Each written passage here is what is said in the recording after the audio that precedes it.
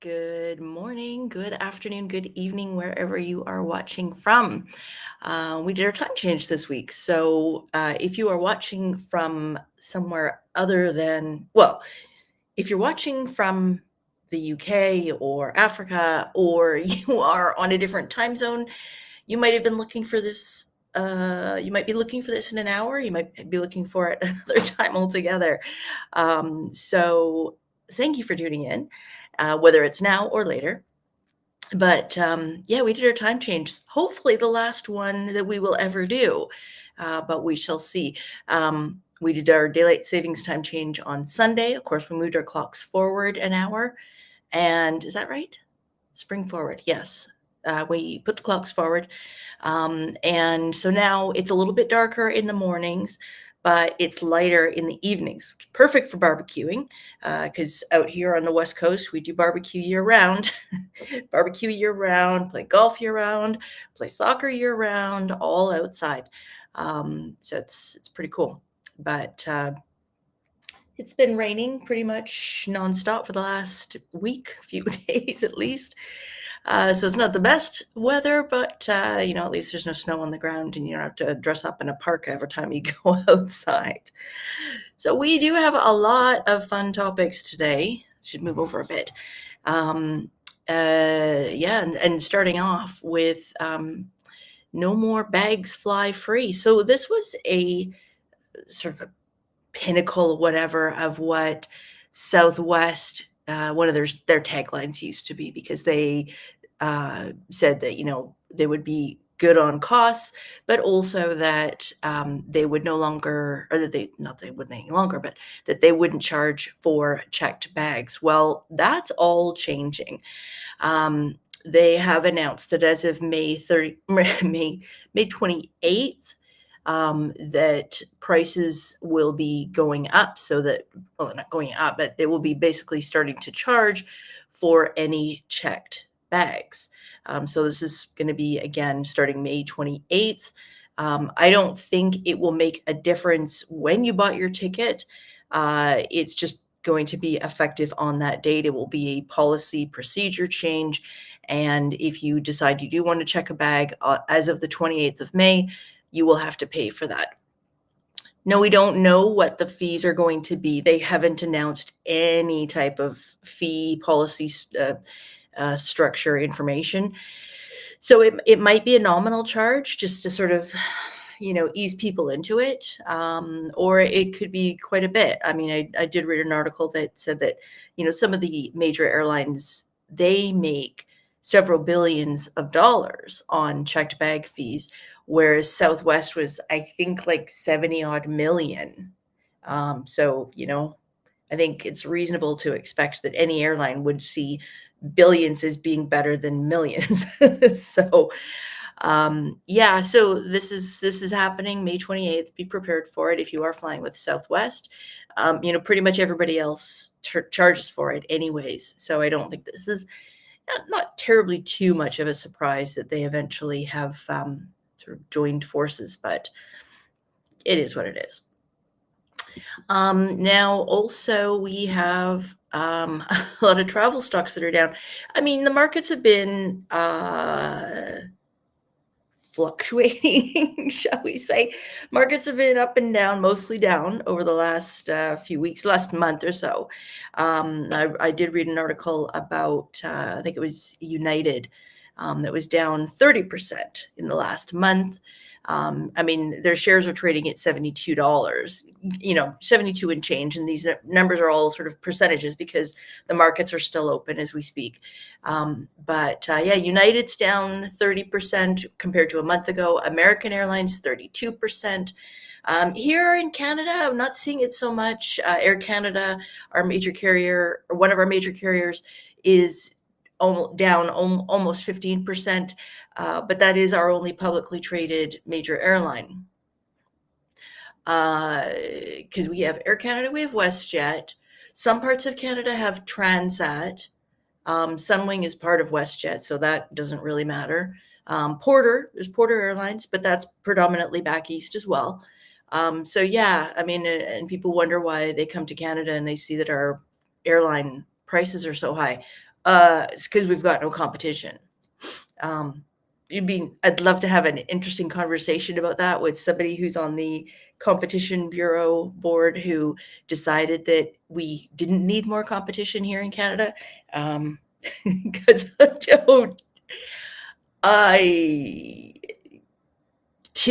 we have two major airlines, two major tour operators. To me, two is not a competitive number. Tell me, am I wrong? What do you think? Yeah, I mean, by comparison, we look at, how much competition there is in the States, in Europe. There's so many more options for not just flights, but tour operators, that kind of thing. So we're definitely at a disadvantage here in Canada for that. Hotel-wise, Marriott's down 15%, Hilton's down 16%. Cruises are down. Carnival stock is actually down 25%. That one personally hits me because I have stock. Although, as we always say, unless you're selling, really doesn't matter what the price is, other than it's part of your equity or your net worth, would you say. So it's down to just under $20. Last I looked, it was at $19.36. Yesterday it was at $19.04. Not a big deal. But here's the thing. I just got a thing in the mail yesterday about their upcoming annual shareholders meeting. Doesn't look like there's any changes planned for the shareholder perk, which is if you own 100 shares of Carnival stock and you are going on a Carnival brand cruise, so Carnival, Cunard, Princess, P&O, all of these are under the Carnival brand, the Carnival parent cruise company. And if you go on a cruise at 6 days or less, you get $50 shipboard credit per cabin if you have 100 shares. 7 to 13-day cruises, you get $100. 14-day plus cruises, you get $250. Now, this is in American funds, and these are based on cruising on North American branded cruises, so the ones that I just mentioned. If you are sailing in Australia or Europe, then it's a little bit different. I think in Europe, they're predominantly, the benefits are in euros, and then, of course, there's a slight conversion, right? Australia, it's in Australian dollars. And, again, the amounts vary. The tiers remain the same at 6 days or less, 7 to 13 days or 14 days plus, but the actual amount that you would receive will vary depending on the geography of where your cruise is located. Now, that said, like I said, the stocks are down. So if that's something that you've, sort of flirted with the idea of buying those stocks in the past, the markets are down, so maybe now is a good time for you to buy. At the same time, I mean, I bought when the shares were like $7. So for me, it's already a great investment. And at whatever point in time I decide to sell, then obviously I will make money if you buy now and the price remains the same for till the end of time. But you're going to be taking a cruise with Holland America or Princess as well as under there, or Carnival, then you could get that shareholder benefit. You have to apply for it 3 weeks prior to sailing, but it's an automatic. Once you've applied for it, it is something that you will get. It's not sometimes you get it, sometimes you don't. You will get it. So the way I look at it is if I take, well, for me, that was basically like seven cruises. Is that right? 7 cruises, I will get $700 back in shipboard credits. And it cost me roughly $700 American to buy the shares that I needed to qualify for this benefit. So 7 cruises, and I've got my benefit. And I've already done 1 or 2. I think 2. So, I mean, why not, right? Get the benefit, use it.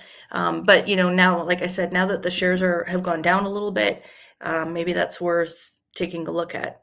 But we all know that I'm not a financial advisor, so definitely something that you want to speak to an expert about, because at the end of the day, it's still money, and if you've got it tied up, depending on how many shares you wish to purchase, it's money that you're going to have tied up for a while, as long as you're going to keep cruising. Because once you sell your shares, you of course no longer get that shipboard credit benefit, the shareholder benefit. But it's something to consider. I mean, and Royal Caribbean has something similar. So that's another one worth taking a look at. I didn't pull up their share prices to see where they're at. Can't imagine they'd be up when everything else is down. But yeah, I mean, why not get the extra perks, right? I mean, shipboard credit, you can use that on pretty much anything. So giddy up. All right, moving on. So sleepcations, not staycations, sleepcations. These are a thing. Thumbs up if you've heard of this before. Thumbs down if you've never heard of it. Like, what are they talking about? Apparently, this concept came out in 2024, and it's gaining more popularity. Oh, good morning, Angelo. How are you? How's the weather in Chicago? Good or cold? It's okay here. It's, I mean, it's still, really, if you're going outside, you got to wear pants, or jeans, but and definitely need a sweatshirt. But soon, I'm hoping soon we'll be into shorts weather. Can't wait for that. Tell you what. Oh, man. So sleepcations. So this is basically sleep tourism, where hotels and even cruise lines, I'm going to talk about that in a second, but with the Explorer cruise that I did, what these companies are doing is they're improving in-room amenities to improve your overall restfulness. That's all part of the restfulness, wellness concept, which a lot of hotels are moving more towards, that sort of, re-energize, recharge, but mainly, like, I guess, get you rested, properly rested. I mean, we all live busy lives, and so what they're doing is, it's little things, but what they're doing is, more emphasis on the type of mattress that's being put into the rooms, the bedding that's being used. I mean, I know with the Riu resorts, their sheets used to be so scratchy, and the beds were as hard as my dining room table. But over the years, they have switched things out. And so with it, like the beds that I've slept in recently at the Riu Paradise Island in the Bahamas, the Riu Antilles, the Riu Palace Antilles in Aruba, the Rius in Cabo, the Rius in, where was I? Oh, Dominican, the Bavaro. The beds were great, and the sheets were soft, comfortable. Hotels are also focusing on the room temperatures as well as the lighting, and I know that's another big one. Where hi, hey Bojangles, how are you doing today? Okay, never heard of it. Gotcha. Perfect. Yeah, so I mean, it's kind of a neat concept. I know when the Hyatt Vivid Grand Island opened up, because we can't go a week without mentioning that hotel, can we?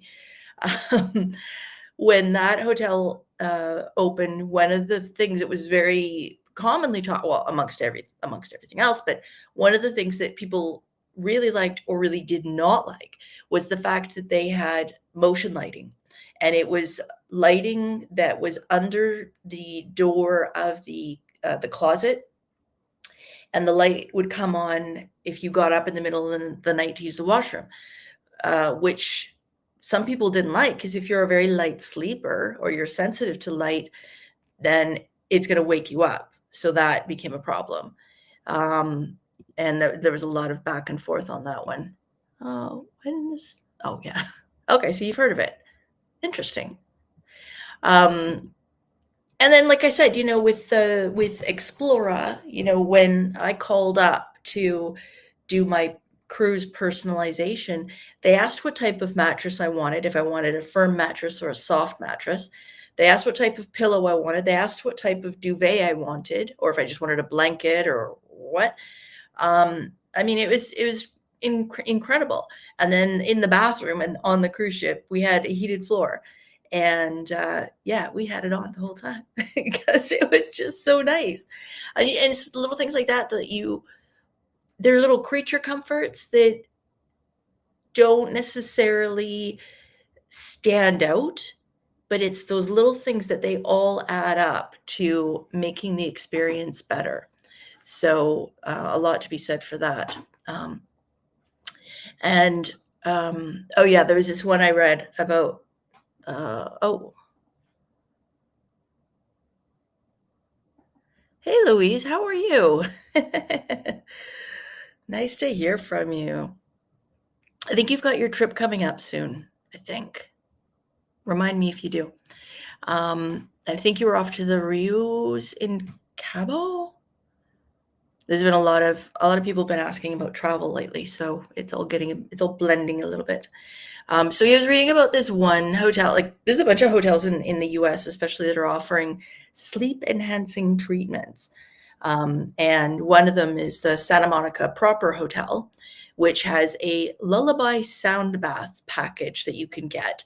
So, okay, what I read is that the guests get tucked into bed. Now, I don't know if this is physically somebody in your room tucking you in at night. And if you sleep naked, this could be a problem. I don't know. But they tuck you in and into your bed. They dim the lights, and then there's a musician there who plays soothing music, and this goes on for about an hour. And then they turn off the lights and tiptoe out. So ideally, it's meant to sort of, I guess, lullaby you to sleep. I don't know. I don't know that. I think no, I don't think I would want that. I don't why do I want some stranger in my room? You know? Notwithstanding, like, single female travelers, probably not gonna do that because, you know, I don't know. Hmm. What do you think? Would you do that? Would you do something like that? Like getting tucked in by a person and having them, uh, playing music for you and stuff? I don't know. Oh, little chatting amongst yourselves. It's all good. um, I think the idea of a sleepcation where, I mean, we've all been on vacation when we've been staying at a place, a hotel or a resort or a cruise ship, where you just realize partway through the trip that you're getting an amazing night's sleep. Like, you're sleeping better than you would at home, and it may or may not have anything to do with alcohol consumption. But there's a lot of places where, like Marriott, they used to have was it the sleep bed? Angela, you could probably correct me on this. The dream sleep or something. That was from the 90s, when I used to travel a lot for work, when I worked at corporate. And yeah, yeah, I know, right? It just seems like creepy.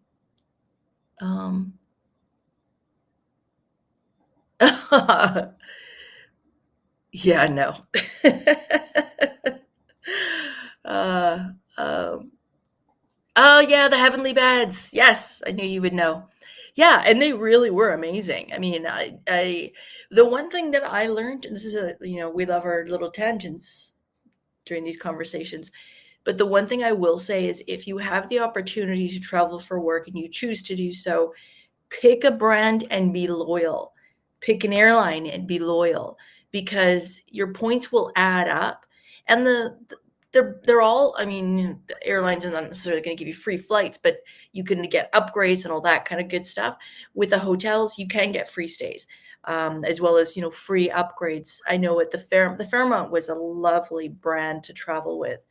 And when I used to go to Edmonton in Alberta, Canada, for work, I would always stay at the Fairmont McDonald. And if you ever go, they have the most amazing wild mushroom soup, hands down best I've ever had in my life. Have ever trying to recreate the recipe ever since.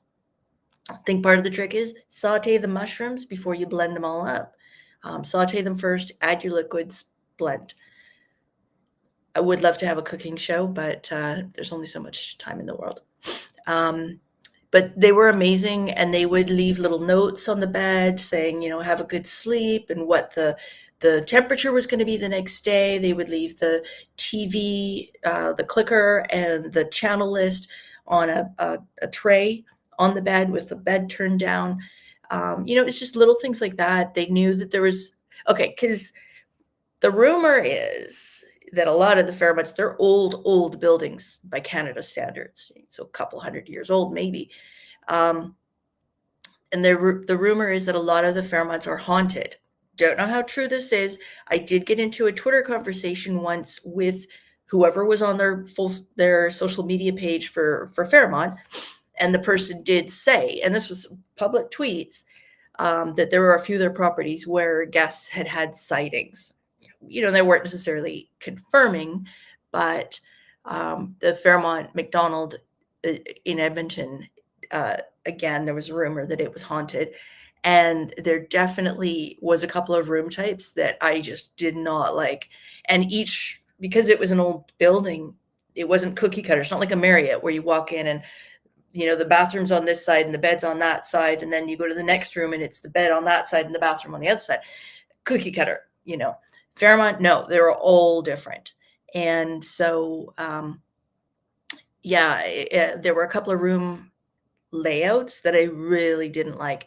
So I went to the front desk and I said, I know you have a preference sheet for each of your guests. And they knew I was staying there probably 2 or 3 times a month. And so I said, can you just make sure that you don't ever assign me that type of room category again, or that room layout? And in fairness, over the next 3 or 4 years of travel, never did I ever get that room layout again. So the resorts are good. Angela, what are you saying here? You've been doing that with American. Okay. Check bags are covered. Yeah. Extra legroom seats. Same with the Hyatt branded hotels. Yeah, for sure.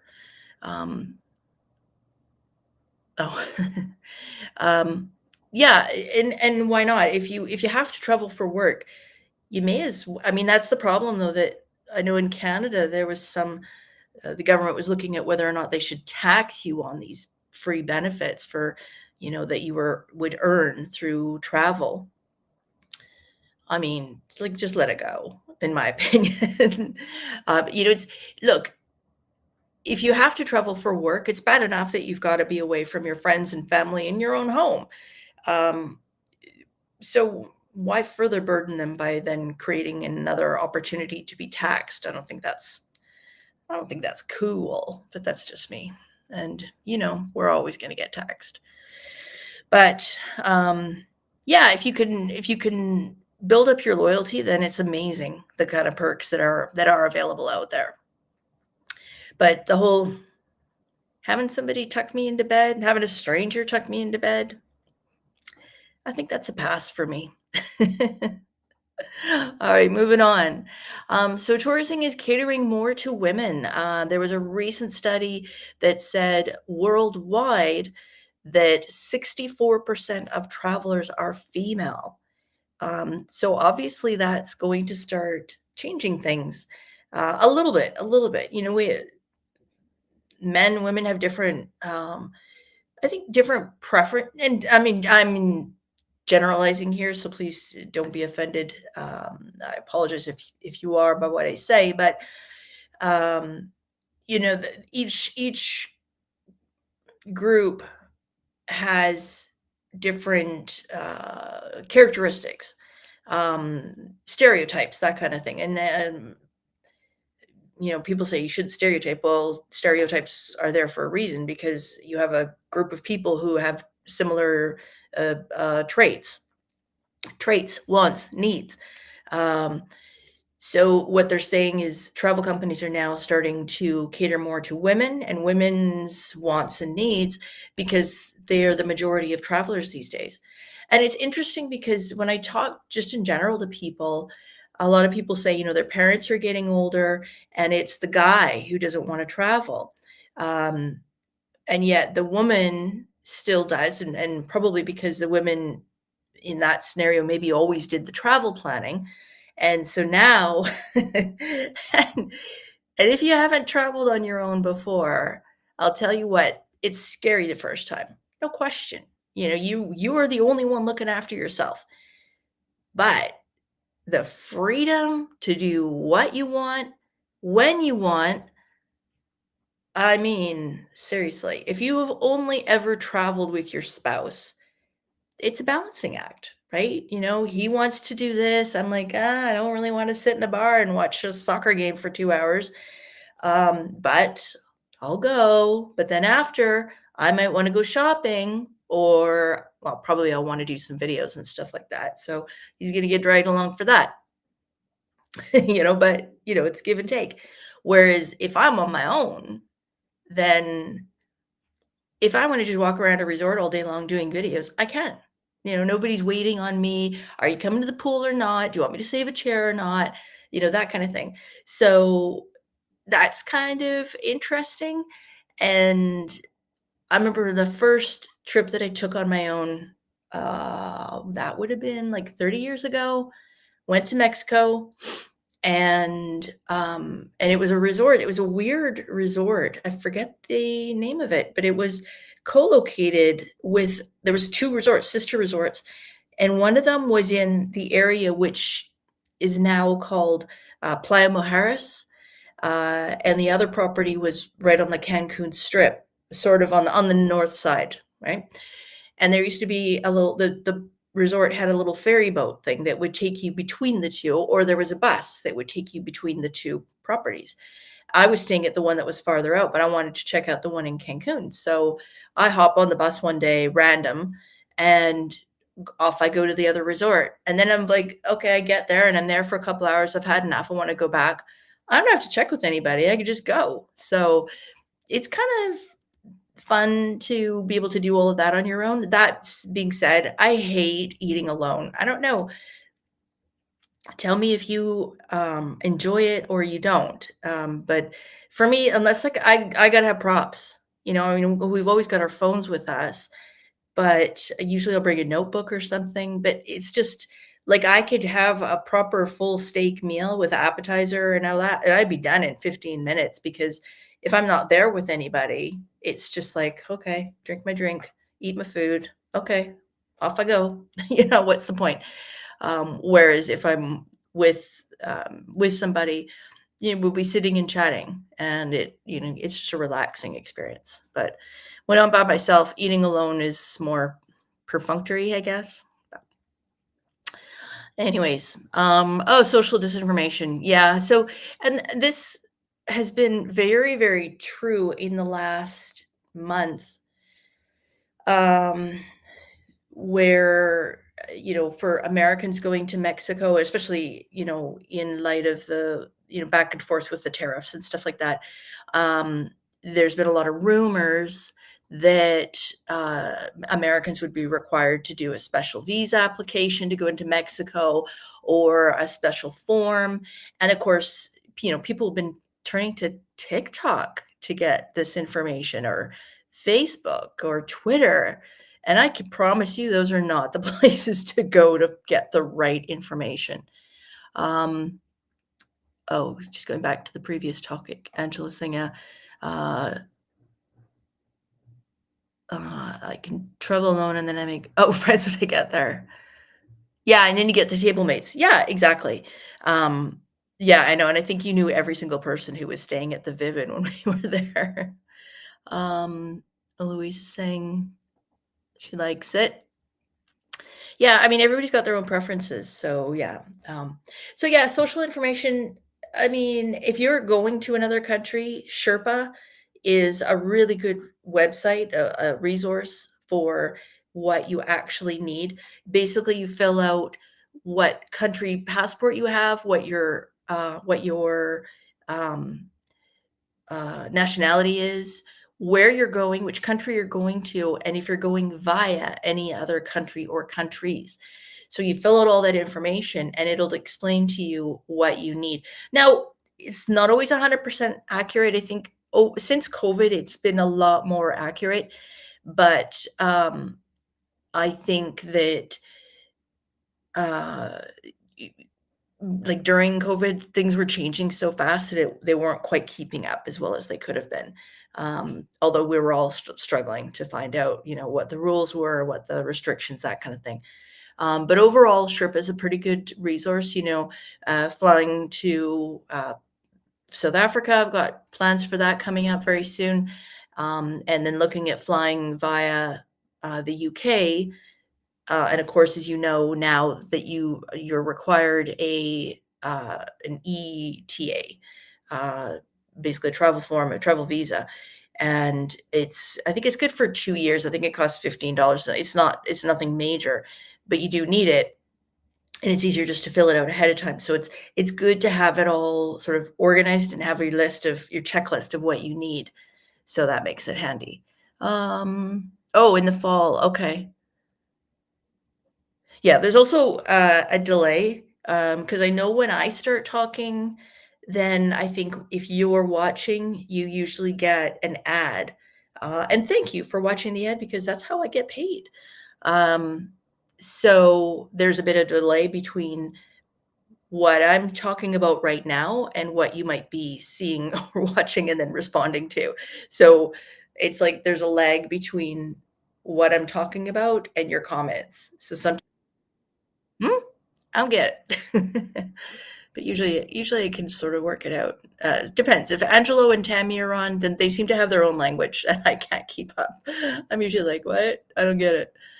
Um, so yeah, there's a lot of misinformation out there, and unfortunately, these videos, they go viral, and, you know, people start going, "Oh my gosh," and, "Oh, you can't go this place, can't go that place, or you need this, or you need that." So it's all very confusing, because it just plants that seed of maybe you do need something that you just didn't know about. Change your minds about the Rue, looking at maybe going to the new SLS Playa Harris. Interesting. I haven't been to that property. Not familiar with that brand particularly, um, but interesting. Yeah, I've got another trip coming up in May, and trying to decide where to go and when to go and for how long. So fun, fun, fun, fun. Finally getting some stuff on the books. So yeah, so it's good. So yeah, I mean, if you're planning on taking a trip and you're not sure what the requirements are, check with your travel agent will tell you for sure. Try the Sherpa website is another option. But just don't not social media. Go to the official government website of the country you want to visit, and that can also be a really good resource. Um, yeah. Yeah, that whole area is really nice, and it does tend to get a lot less seaweed, if any at all. So that's a nice consideration too. Um, yeah, definitely a nice area, and it's a little bit more removed from, the hustle and bustle of Cancun, so it may be a little bit more relaxing of an experience, but definitely the resorts there, to get into Cancun, you're looking at almost certainly a taxi ride. I don't even know if they have Uber north of Cancun. I know they do. Oh, do they have it in Port, uh, Puerto Morelos? I don't know. Maybe, but definitely not like from sort of Playa del Carmen and down from there. No, you're basically just locked into taxi. So you're just going to have to suck it up and pay the big bucks. It's kind of crazy that they can charge so much for a taxi by comparison. A friend of mine who was in uh, southeastern British Columbia yesterday, very rural area. Actually, it was a couple of days ago. Had to take a 10-minute taxi ride, and I think he said it cost him like $50 for a 10-minute taxi ride. But it's, what the market will bear, and apparently in that area, there's like one taxi driver. So, yeah. Um, Oh, okay, interesting. I'm curious what you thought of the Planet Hollywood. That one has not been getting a lot of good press lately. Yeah, yeah. So curious what you thought of that. So, yeah, that is pretty much everything I have for you today. More info on the. Oh, right. Okay, okay. Part of the Fairmont. Oh, well, those are solid. So you can't go wrong with that. Probably pricey, I'm gonna guess, but who knows? And then we did Tammy went to a training thing the other day about the Vivid resorts. Well, it was about all of the inclusive collection by Hyatt, and there wasn't any more information about the Vivids that are opening up, other than um, the date. They're still on track for those dates. So by the end of Q2, end of Q3, and by the end of Q4 for the Vivid Punta Cana and the Vivid Akumal. But we still don't know if the Akumal one is going to be a new build or a takeover. Obviously, the Punta Cana one is a takeover, but and they're doing the renovations now. But Akumal, I'm curious about. Akumal, I was blown away the first time I went there. The beaches are beautiful. They're white sandy beaches, and from the beach you can hop in the water with snorkel, and you can swim with turtles, wild turtles. Like, it was just crazy, kind of like in Hawaii, on a lot of the beaches in the Kamioli beaches in Maui. Literally from the beach, you hop in the water, and you can swim with the sea turtles. So that's pretty cool. But yeah, so that the Akumal area, that's going to be quite an interesting development to see how that plays out. So yeah, like I said, we've decided we're going to chase these openings, and I'm excited to see these new properties. So lots of new openings coming up this year. So I'm curious to see what's happening. So that's a wrap for this week, and we will be back next week. We're back on regular time, so back, still 10 a.m. Pacific Daylight Time, and yeah, so we'll see what we've got to chat about next week. But in the meantime, I hope you guys have a great rest of your day. Hope you enjoy your weekend and have a great rest of your week, and we will see you next Wednesday. Oh, and apologies, no video came out this weekend. We had a death in the family. So, but back on track this week. So moving on. So thanks for tuning in. And oh yeah, exactly. I don't know. They're not even talking about it anymore, which really confuses me. Maybe there was a problem with the transaction, a delay. I don't know. But you'll hear, well, I was gonna say you'll hear it here first. No, we'll probably hear from Angelo. Angelo is the one who always has the inside scoop on these things. So yeah, and Angelo, you're off to Vivid again next month, I believe. Yeah. So we'll stay tuned for all the scoops next month. All right. Thanks for tuning in, you guys. Have a great rest of your week, and we'll see you next Wednesday.